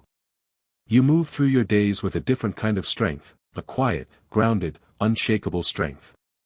You are no longer trying to control the uncontrollable. You are participating in the unfolding of your own existence. And in that participation, you will discover a level of freedom that the world cannot give, and because it is based on your own internal shift, the world can never take away. Chapter Summary. The end of internal war, surrender is not defeat, it is the cessation of the futile, exhausting battle against reality. It is an act of reclaiming your energy from resistance. Reaction versus response. Resistance keeps us trapped in our emotional reactions, paralyzing our ability to solve problems. Surrender clears the mind, allowing for intelligent, conscious action. The myth of passivity. We fear surrender will make us weak, but the opposite is true. By removing internal friction, we become more capable of navigating difficult situations with precision and grace. The martial arts metaphor. A master of life, like a master of martial arts, does not meet force with ego-driven force. They surrender to the current energy and redirect it, finding a way through the conflict rather than crashing into it. Fixing from peace. You cannot fix your life from a place of inner conflict. Acceptance of your current reality, no matter how uncomfortable, is the necessary foundation for any constructive change. The heavy luggage. Much of what we call our struggles are simply circumstances we have labeled as enemies. Dropping the labels removes the emotional tax of our own resistance. Surrender as a practice. Surrender is not a one-time event but an ongoing choice. Every time you feel the tension of expectation, you can choose to breathe, accept what is. Chapter 11. The sacredness of ordinary moments. We are conditioned by our culture to chase the extraordinary. We are taught that life happens in the highlight reels, the grand vacations, the promotions, the weddings, the accolades, and the sudden breakthroughs. We spend our energy waiting for these peaks, and in the process, we treat the rest of our time as a sort of filler content, the monotonous, forgettable space between the events that truly matter. But if you subtract the ordinary moments from your life, you are left with almost nothing at all. Most of your life is not a highlight reel. Your life consists of walking to the kitchen, breathing, listening to the hum of a refrigerator, watching the way light hits a leaf in your garden, washing a dish, hearing the voice of a loved one, or feeling the texture of the fabric on your chair. We treat these moments as mundane, but they are, in fact, the very substance of existence. The tragedy is that we often only recognize the value of these ordinary moments once they have become memories. We look back at a simple Sunday spent with family years ago and think, that was such a beautiful time, failing to realize that, at the time, we were likely mentally absent, planning for the next day. There is a profound, hidden sacredness in the ordinary. When you shift your attention away from the next big thing, and land fully in the current, mundane second, you find a depth that is entirely missing from the highlights. The highlight is a memory, the ordinary moment is a living, breathing reality. Consider the act of walking through a park. If you are walking while listening to a podcast about how to be more productive, while also mentally calculating your work schedule, you are not really walking in the park. You are walking in your head. But if you stop, and you simply notice the sensation of your feet touching the earth, the temperature of the air on your skin, the shifting colors of the trees, and the distant sound of birds, the experience transforms. It ceases to be a way to get exercise, and becomes an encounter with reality. This is not about romanticizing life or pretending that everything is perfect. It is about a radical shift in perspective. You are realizing that the extraordinary is not a special event you have to hunt down, it is a quality of attention you bring to the current second. The danger of constantly seeking the extraordinary is that it keeps us in a state of perpetual hunger. We are always looking for the next high to stimulate our senses, making us incapable of appreciating the subtle, quiet beauty of a balanced life. We become like a person who can only taste food that is heavily spiced and eventually loses the ability to appreciate the simple, clean flavor of water. When you start to value the ordinary, your nervous system begins to calm. You stop the frenetic search for external stimulation. You find that you can be content sitting in a quiet room, drinking a cup of tea, and simply existing. This is not a sign of giving up on life, it is a sign of arriving at life. There is a natural beauty in the way life unfolds if we are present enough to notice it. A tree does not bloom in a hurry. A river does not rush to reach the ocean, it simply flows according to the gravity of the moment.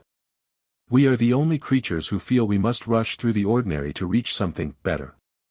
Try this: tomorrow morning, instead of reaching for your phone the moment your eyes open, take 3 minutes to just lie there and notice the sensation of being alive. Feel the breath entering your chest. Notice the light in the room. Observe the silence. Do not try to do anything. Just be there. You will find that those 3 minutes of ordinary, unadorned presence contain more life than 3 hours of scrolling through a digital feed of other people's lives. We often think, I'll be happy when I'm on vacation in a beautiful location. But if you take your frantic, distracted, future-oriented mind with you to the most beautiful beach in the world, you will not experience the beauty. You will still be in your head. The beauty of the place will be missed because you are not in the place, you are in your thoughts about the place. Conversely, if you can learn to inhabit the ordinary, you can find the sacred anywhere. A kitchen can be a cathedral if you are fully present while cooking. A walk to the grocery store can be a pilgrimage if you are fully engaged with your senses. The sacredness is not in the location, it is in the awareness. We have a habit of saving our best for the big events. We save our best clothes, our best mood, and our best attention for the occasions that the ego deems important. But what if you treated every moment as a significant occasion? What if you treated the act of drinking a glass of water with the same reverence you might give to a celebratory toast? You would find that your life, which previously felt like a series of chores, starts to feel like a continuous, unfolding celebration of existence. You don't need to change your circumstances to find this. You don't need a more impressive job, a bigger house, or a more exciting social life. You only need to shift the dial of your attention from, what do I need to do next? To, what is happening right now? The extraordinary life is not a life of grand events, it is a life of grand awareness. It is a life where nothing is treated as ordinary, because everything is understood as a fleeting, miraculous instance of being. The ordinary is the canvas upon which the miracle of your life is painted. Don't look past the canvas. Look at it. See it. And in that seeing, you will find that the life you were searching for has been here, in the quiet, mundane, sacred rhythm of your own days, all along. Chapter Summary. The highlight reel fallacy: we are conditioned to chase grand, extraordinary events, causing us to dismiss our everyday lives as mere filler content. This leads to a state of constant, unsatisfied hunger. The substance of life, your life is not the peak experiences, it is the ordinary moments. The walking, the breathing, the quiet tasks. If you miss these, you miss your life. Presence as the catalyst, the extraordinary is not a special event you hunt for, it is a quality of attention you bring to the current moment. Presence turns the mundane into the miraculous. The recovery of taste, just as a diet of heavy spices ruins one's ability to appreciate clean flavors, a diet of constant stimulation ruins our ability to appreciate the subtle, quiet beauty of daily existence. The cathedral of the ordinary, if you are fully present, any space can become sacred, a kitchen, a commute, or a quiet chair. The sacredness is in the awareness, not the location. The practice of morning stillness, starting the day with intentional presence, rather than digital distraction, allows you to anchor yourself in reality before the mind's to-do list takes over. Grand awareness, the extraordinary life, is not about grand events. It is a life of grand awareness, where nothing is taken for granted and every breath is recognized as a miracle of existence. Chapter 12, Love Can Only Happen Now. We often speak of love as if it were a permanent state, a finished contract, or a guarantee of future stability. We say, I love you, and we assume that because we said it yesterday, it exists today without further effort. We treat love like a piece of furniture we can place in a room and walk away from, assuming it will remain exactly as we left it. But love is not an object, it is a living energy. It is a verb, not a noun. And like all living things, it requires the nourishment of the present moment to survive. Most of our struggles in relationships, the misunderstandings, the resentment, the feeling of growing apart, do not stem from a lack of love, but from a lack of presence. We are rarely with the person who is sitting in front of us. We are with our version of them. We are with our mental file of who they were 5 years ago, or who we fear they might become if they don't change.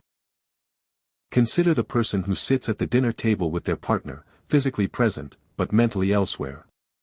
Their mind is replaying a conflict from last week, or worrying about the bills, or checking the latest notifications on their phone. When their partner speaks, they are not really listening, they are waiting for their turn to speak, or they are mentally editing their partner's words to fit their own narrative of what is wrong with this relationship. This is not love. This is an interaction between two ghosts. To love someone is, first and foremost, to give them your undivided attention. It is the greatest gift you can offer, because in a world of constant distraction, attention is the scarcest currency we have. When you look at someone with full, non-judgmental awareness, you are saying, I see you.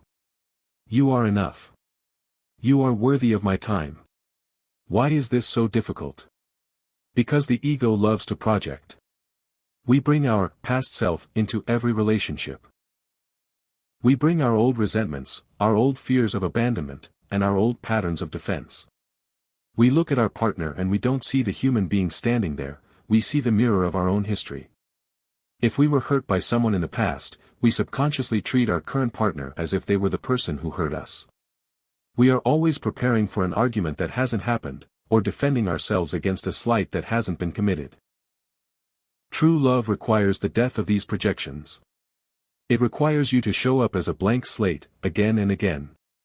Every single morning, when you wake up next to your partner, or every time you encounter your child, you have a choice. Will you meet them through the lens of your past expectations, or will you meet them as they are now? Think of the beauty of a child's capacity to love. A child is rarely holding a grudge from yesterday. They might be upset in one moment, and 5 minutes later, they are laughing with you as if nothing happened. They live in the eternal now. As adults, we could learn so much from this. What if we brought that same freshness to our adult relationships? What if we could experience our partner every day as if we were meeting them for the first time? You would find that the problems you think you have with them often lose their power when you stop feeding them with yesterday's stories. This does not mean we ignore real issues or accept mistreatment. Presence is not blindness. In fact, presence is the only thing that allows you to see real issues clearly. When you are caught in an emotional loop, you are likely blaming your partner for things they aren't even doing. When you are present, you can communicate clearly. When this happens, I feel this. You are speaking from the current truth, not from a backlog of resentments. Presence also allows us to see the sacred in our relationships. We spend so much time trying to fix our loved ones, trying to make them more organized, more successful, or more like us. We forget that the greatest form of love is the acceptance of another person's being. When you stop trying to change them, they feel a sense of safety that is often absent in the modern world. They feel free to be themselves, and in that freedom, they often flourish in ways they never could under the weight of your expectations. If you want to transform your relationships, you do not need a new communication strategy. You need a new level of awareness. You need to catch yourself when you reach for your phone while your partner is talking. You need to notice when you are listening only to confirm your own opinion. You need to realize that the person you are interacting with is not a static object, they are a growing, evolving soul, and they deserve to be met in the present. The next time you are with a loved one, take a breath. Drop the internal agenda. Forget about the argument from last week and the plans for next month. Just look at them. Notice the rhythm of their breathing. Listen to the tone of their voice. Notice the humanity in their eyes. You will find that the distance you felt between you starts to vanish. Love is not something you find in a partner, it is something you bring into the relationship through your own presence. When you are fully here, you allow them to be fully here, too.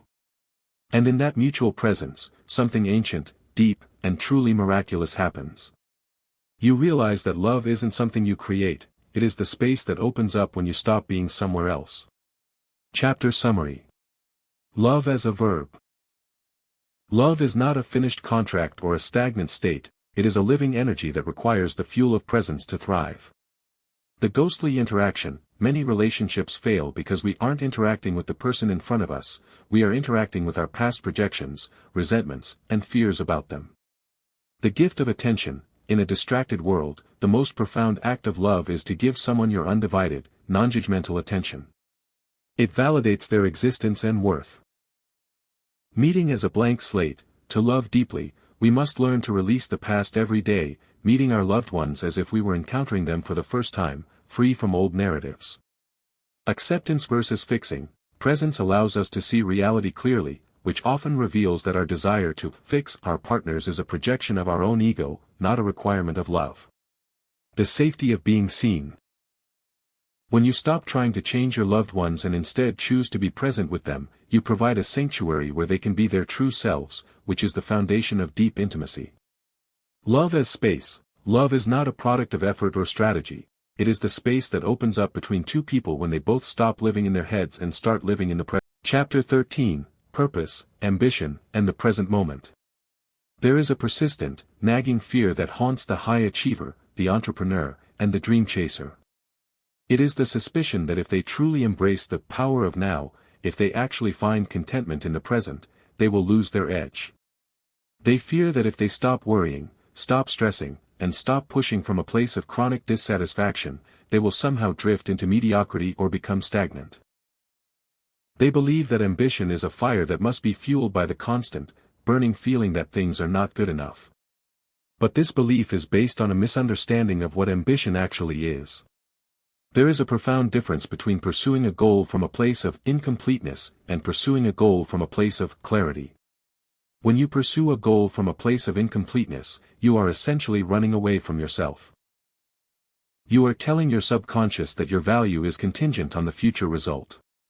You work with a sense of frantic urgency, your nervous system is perpetually on edge, and you are susceptible to burnout because you are never allowing yourself the win of existing. You are treating the future as a savior that will finally validate your existence. When you pursue a goal from a place of clarity, the ambition changes entirely. It becomes an expression of your purpose rather than a compensation for your insecurity.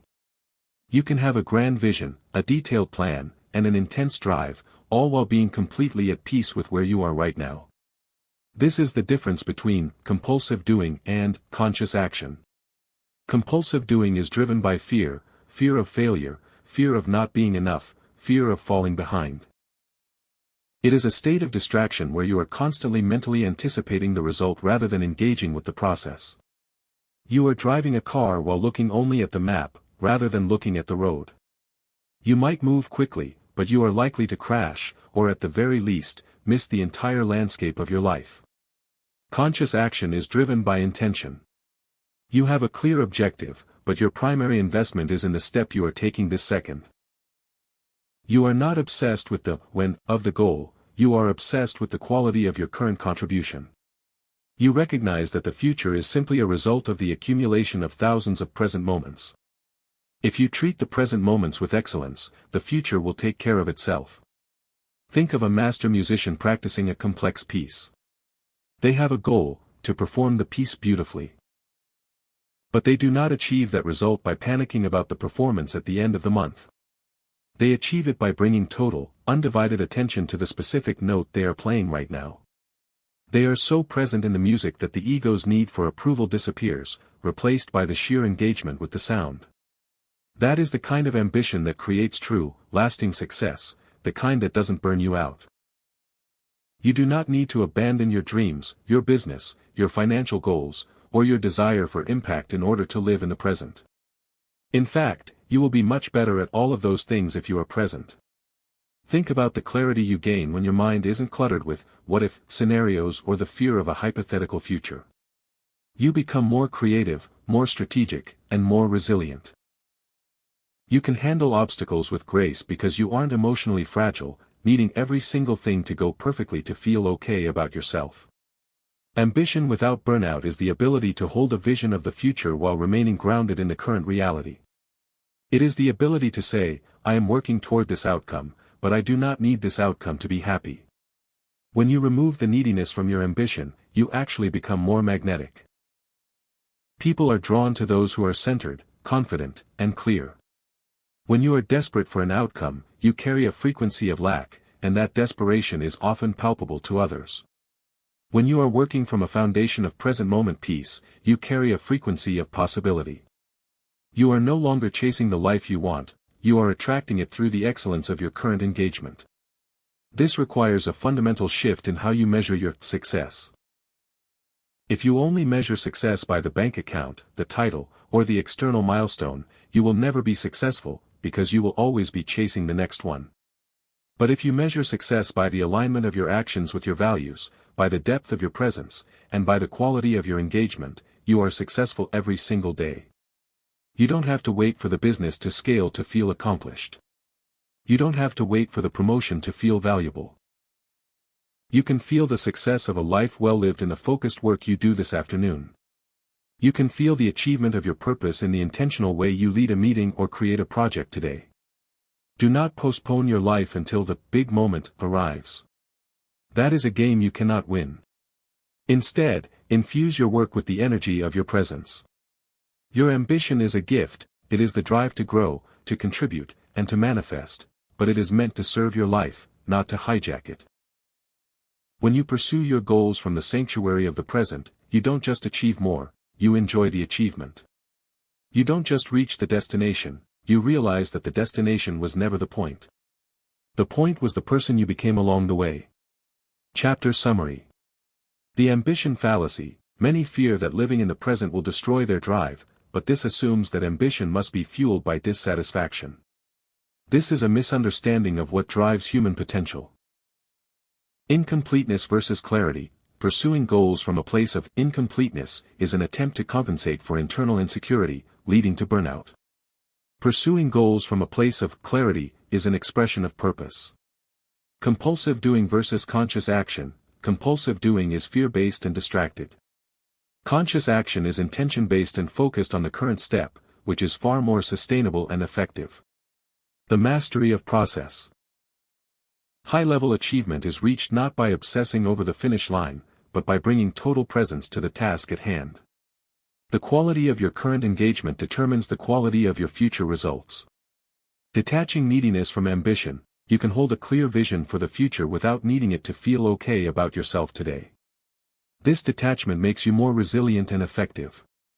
Redefining success. If you only define success by external milestones, you will never be successful. Real success is the alignment of your daily actions with your purpose and the quality of the presence you bring to your work. Ambition as a gift, your drive is a tool for contribution, not a master to be served.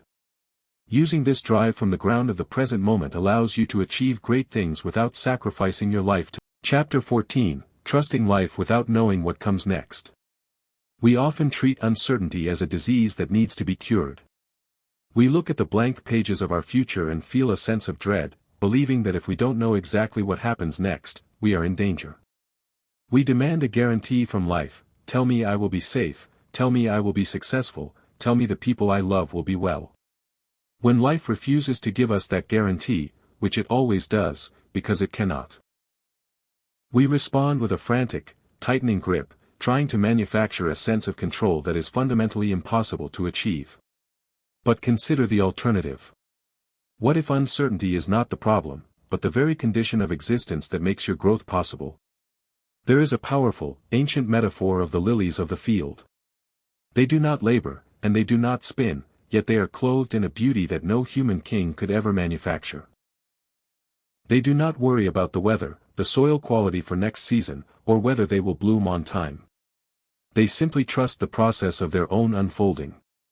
They exist in total harmony with the reality of their environment, responding to the rain and the sun as they come, moment by moment. This is not a suggestion to be idle. You are not a lily, you have a human mind, and your role is to plan, to sow, and to cultivate.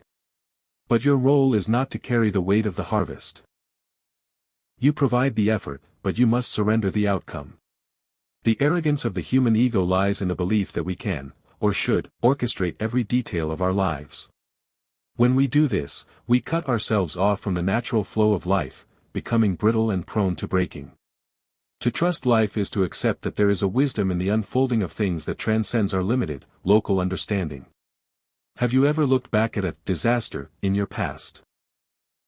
A lost job, a failed relationship, a missed opportunity, and realized, years later, that it was actually the doorway to something better. At the time, it felt like the end of the world. But now, you see the pattern. You see that life was moving you in a direction you couldn't have calculated. When you begin to trust this unfolding, you stop being an adversary to your own life. You stop viewing every unexpected change as a threat. You start viewing changes as invitations. You realize that you have the inner resources to handle whatever unfolds, not because you know the future, but because you know yourself. You know that no matter what the weather looks like, you have the capacity to adapt, to learn, to grow, and to begin again. This is the ultimate form of resilience. It is not hardening yourself against the world. It is becoming like a river, powerful, fluid, and always finding a way around the obstacles. A river does not argue with the rocks in its path. It flows over them, under them, or around them, and in doing so, it eventually carves its own way through the mountain. Many of us are suffering because we are trying to force our lives into a very specific shape. We have a blueprint in our heads of how things should be, and when life offers us something different, we interpret it as a failure. We say, "This is not what I wanted." But what if you stopped judging the moment by your own narrow blueprint and started asking, "What is life offering me right now?" Perhaps the obstacle is not a barrier, it is a redirection. Perhaps the silence you are experiencing is not a loss of momentum, it is a period of necessary rest. When you trust the process, you don't need to know the destination. You only need to know the next step.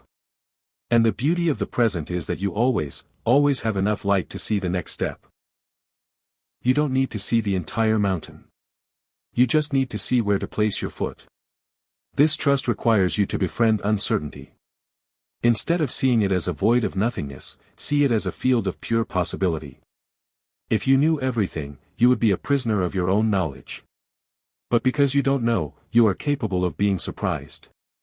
You are capable of being transformed. You are capable of experiencing a life that is grander and more complex than anything your ego could have designed. Practice this trust in the small things. When you encounter a delay, instead of getting angry, take a breath and wonder what the delay is shielding you from, or what opportunity it is presenting. When you face an uncertain decision, do the best you can with the information you have, then let go of the need for the result to look a certain way. You will find that as you loosen your grip, the tension in your chest begins to dissolve. You are being carried by a force that is far older and far wiser than your own frantic thoughts. You are a part of a nature that is constantly renewing itself. You do not have to hold the sky up. You do not have to orchestrate the seasons. You only have to participate in your own life with as much integrity, presence, and courage as you can muster in this one moment. Trust is the ultimate act of surrender. It is the declaration that you are no longer willing to live in the fear of, "What if," and that you are ready to live in the reality of, "What is." When you trust life, you stop walking through the world as if you are a trespasser. You start walking through the world as if you belong here. Because you do. You are not a mistake of the universe, you are an expression of it. And that is a fact that no amount of uncertainty can ever change. Chapter Summary. The disease of uncertainty. We fear the unknown because we mistakenly believe we need a guarantee of safety to be happy. This leads to a compulsive need for control that is impossible to satisfy. Preparation versus burden. We have a responsibility to act, plan, and sow seeds, but we must surrender the burden of the harvest. We control our efforts, but we must trust the process of unfolding. The wisdom of hindsight. Reflecting on past disasters reveals that what felt like an end was often a redirection towards something better. This perspective builds trust in the present unfolding. Becoming like a river, trusting life makes you fluid rather than brittle. Like a river, you don't fight the obstacles, you find a way to flow through them, maintaining your strength and momentum. The next step, you don't need to see the entire future to be effective. You only need enough light to see the next step. Presence focuses your attention on the step that is actually in front of you. Uncertainty as possibility. By befriending uncertainty, you transform it from a source of fear into a field of pure potentiality. If you knew everything, you would be trapped. Not knowing keeps you open to transformation.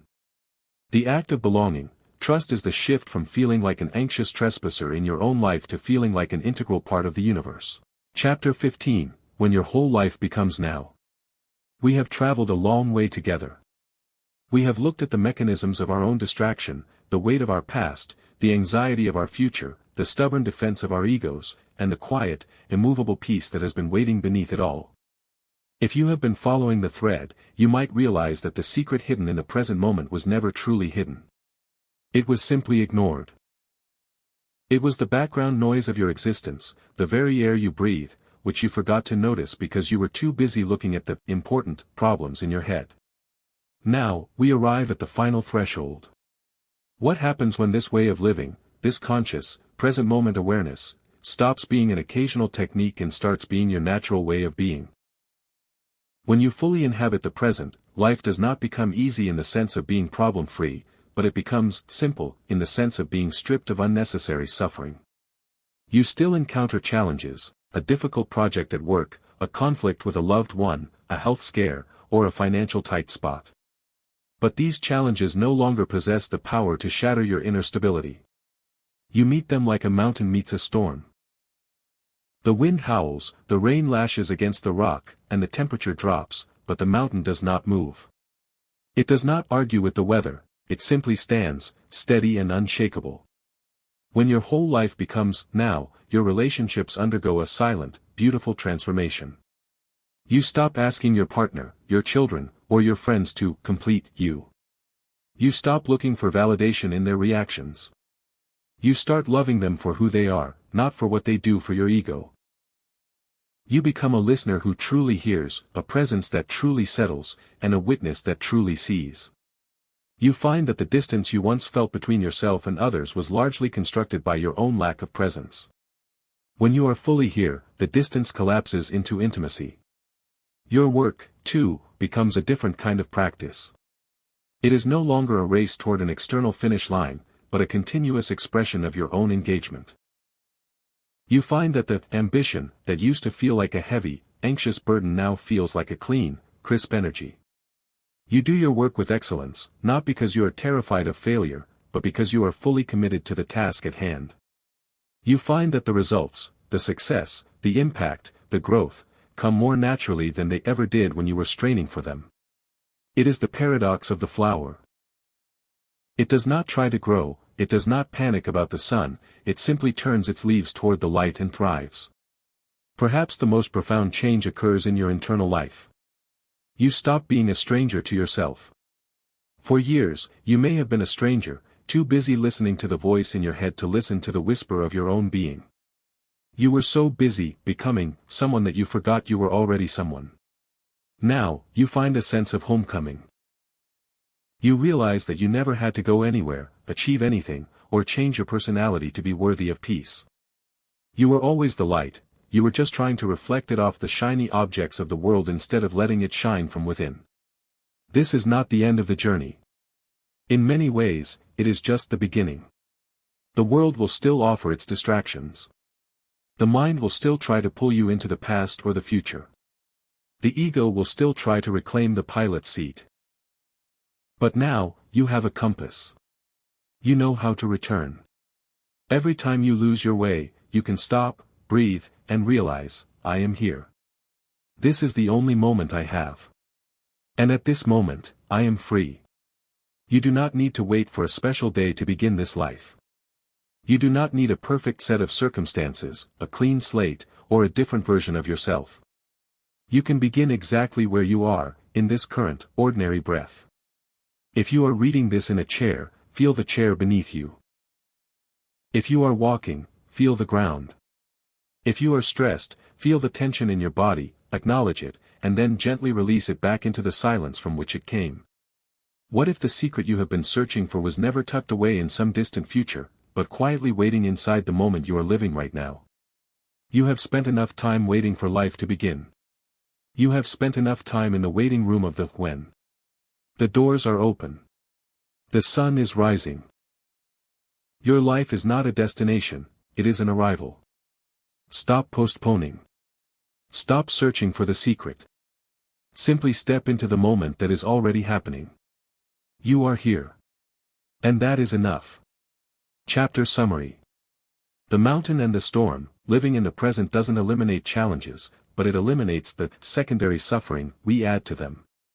You become the mountain, stable and unmoved by the weather of external events. The collapse of distance. By being fully present in relationships, you eliminate the mental barriers created by projections and expectations, allowing for genuine intimacy and connection. Ambition as expression. Work is transformed from an anxious race for external validation into a natural, excellent expression of your own engagement. The results follow the quality of your presence. The homecoming. Presence ends the long estrangement from yourself. You realize you don't need to become someone to be worthy. You only need to uncover the light that has always been there. The compass of awareness. Presence is not a destination you reach and stay at forever. It is a path. When you lose your way, your awareness serves as a compass to return you to the now. The radical simplicity of now. You don't need a new life or better circumstances to begin. You can start this very second, by grounding yourself in your own existence. Life as an arrival. The journey is not toward a future milestone. The journey is an arrival at the present. Your whole life has been leading to this moment, and in this moment, you are finally home. You realize you belong.